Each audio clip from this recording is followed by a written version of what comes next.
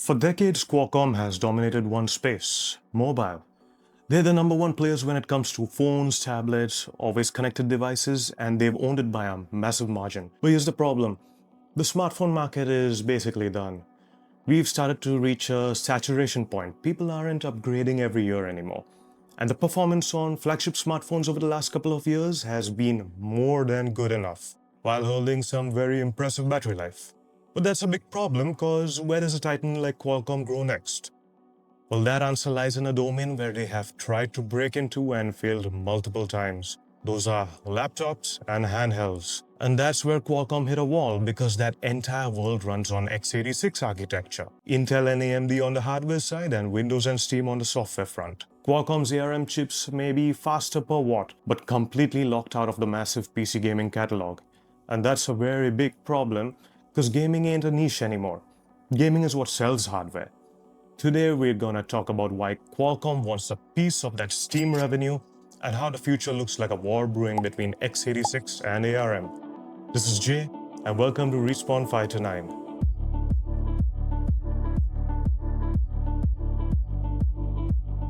You've heard it a million times. You ask around what handheld to get, and there's always little Timmy dropping a comment saying, just get the Steam Deck.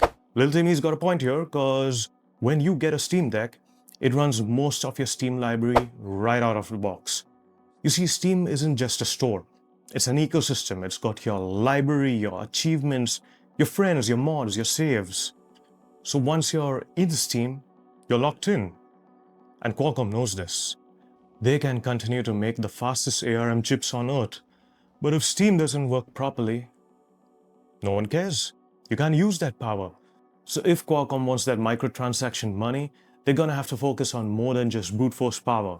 Steam isn't optional, it's mandatory. Initially, under emulation, apps didn't run right. Games didn't launch, drivers were missing, performance was unpredictable. You could open Steam, sure, but most games just wouldn't start. You see, emulation is a power-expensive process. Every instruction has to be translated, every call has to be rewritten, and every GPU request you send through has to pass through multiple layers. That works fine for Chrome or Excel, but it can't do for Cyberpunk. Gamers instantly wrote it off, and Qualcomm realized something brutal. If ARM can't game, ARM can't replace x86. Now Qualcomm ain't no quitters. Introducing Snapdragon X2 Elite. They're doubling down with the Snapdragon X series. The first generation Snapdragon X Elite dropped back in 2024, then the X Plus variants, and now in 2026 we're seeing the next big leap, the Snapdragon X2 Elite and X2 Elite Extreme. These aren't just incremental bumps. Built on a 3nm process, they pack up to 18 cores hitting 5 GHz, and they do this with up to 43% lower power draw. We also have the new Adreno X290 GPU that's claiming up to 2.3 times the gaming performance over the original X Elite. I've seen these chips hit up to 40 to 60 FPS in AAA titles like Cyberpunk and Red Dead Redemption 2 at 1080p medium settings. Now this might not sound very impressive to you, but remember, we're getting these numbers on thin laptops that just sip power.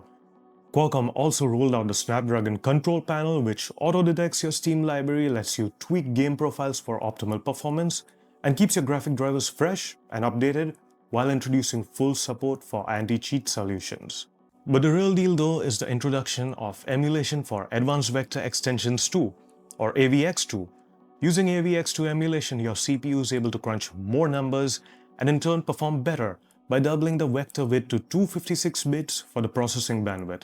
Well, you don't care about what that means. You just need to know it means smoother games, videos, and AI. Qualcomm straight up claiming over 90% of the most played Windows games will run at launch on these X2 chips. That's not some most games kind of work claim. They're pretty much saying your Steam library is actually usable. I need to try this. If you've got your hands on an X2 Elite Extreme device, let me know in the comments how most of your collection runs. I know ARM native ports run really well on this hardware, but I'd love to see some first-hand feedback on x86 ARM emulation. Now I'd just like to add that I run this channel in my free time and it's a passion project, so if you're enjoying the content here, please do consider subscribing. So let's get back to where we started. Why push this hard for Steam specifically?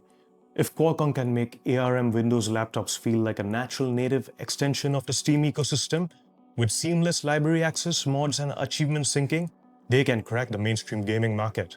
Handhelds are the other piece of the puzzle here. All the new x86 Intel Panther Lake and AMD handhelds are great at what they do, but ARM's efficiency is tailor-made for portables. Valve themselves are dipping into ARM with devices like the Steam Frame VR headset running on Snapdragon chips using layers like Proton and FEX. But emulation overhead is still a big problem in many AAA titles. Anti-cheat in competitive esports can still be finicky, and top-tier AAA titles at max settings with ray tracing? Listen, that is still discrete GPU territory. But the gap is closing fast.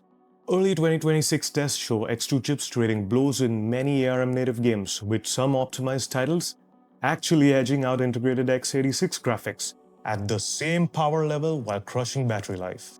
Qualcomm really wants Steam on ARM so badly because it's the key to unlocking billions in new revenue. You see, the gaming industry, it sells hardware upgrades, it drives consumer excitement, and it builds loyalty.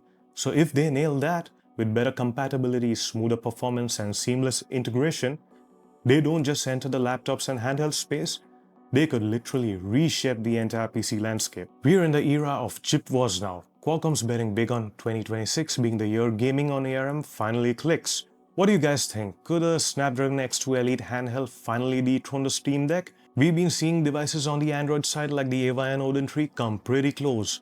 Or is x86 just too entrenched? Drop your hot takes in the comments and subscribe so you don't miss the next chapter in this saga. This is Jay signing off.